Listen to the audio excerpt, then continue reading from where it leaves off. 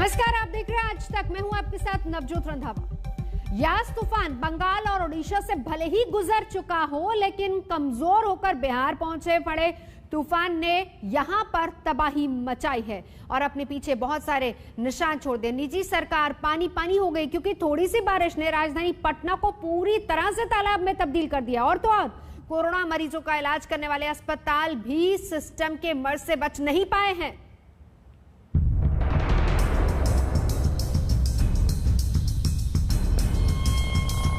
यह है बिहार का सुशासन मॉडल।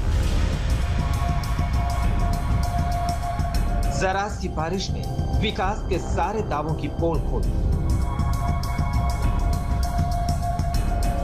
डूब गई दवाइयां, डूब गया वार्ड,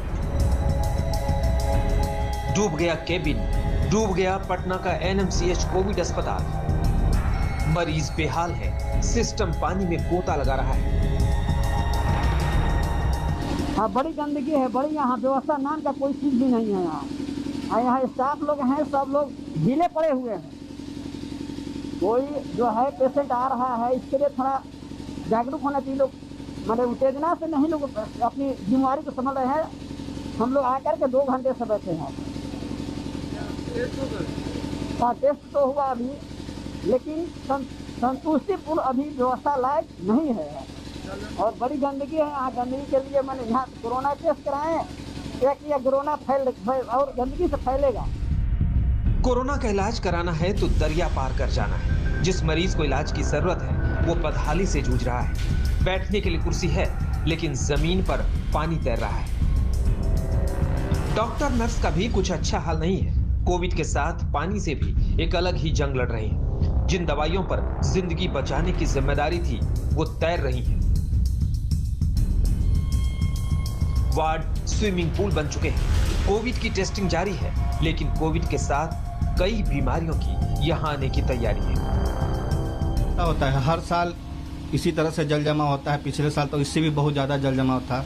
ये तो शुरुआत की बरसात है जिसमें इसका ये हाल है और सरकार को बार बार इसके लिए आवेदन दी जाती है कि ये एक स्वास्थ्य केंद्र है और प्रायः इसमें जल जमा होता है। पिछले साल इसके लिए सरकार ने पनसोखा तक बनाया, लेकिन पनसोखा का हमको तो लगता ही नहीं कि कोई काम हो पाया है।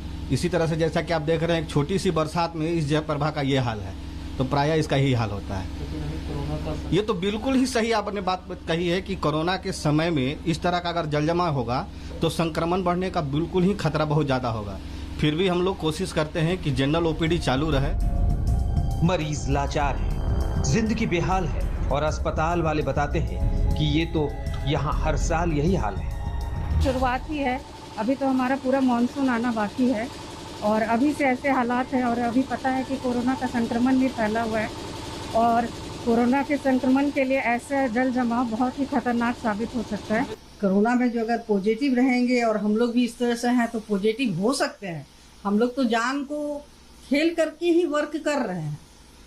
ऐसी स्थिति में भी देख ही रहे हैं कि हम लोग यहाँ पे प्रेजेंट हैं। ये कोई गांव नहीं है, ये कोई कस्बा नहीं, ये हाल बिहार की राजधानी का है। यहाँ सूबे के आला नेता रहते हैं, यहाँ सूबे के अफसर रहते हैं, जहाँ सूबे का सबसे बड़ा अस्पताल है। ये सब पर सवाल है। यहाँ मुसीबतों के नाम बदल जाते हैं, लेकिन नहीं बदलती ये लाचारी, नहीं बदलता ये सिस्टम। इस बार मुसीबत यास का नाम लेकर आई है। पूरे पटना में मानो तबाही छाई है।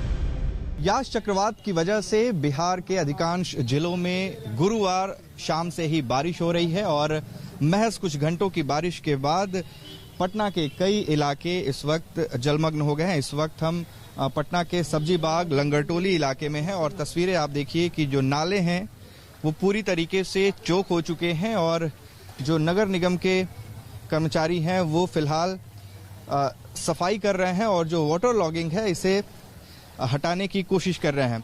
देख रहे हैं कोई रिस्पॉन्स ही नहीं है। इतना हाल फिलहाल में ये रोड बना है, चेंबर में खुला है, नगर निगम आने के कोई नहीं कि हाँ आ जाए चेंबर खोल दे। कितना परेशानी हम लोग को हो रहा है सुबह से। कुछ सब्जी लाने जाइए तो पूछना पड़ता है कि चेंबर कहाँ खुला हुआ नहीं खुला हो। सिस्टम कह रहा है हम लाचार हैं। पटना का बुरा हाल है, कुछ तो करो सरकार। बिहार में क्या यही है बहार? राजेश कुमार झा के साथ उत्कर्ष सिंह, पटना, आज तक। कोरोना काल में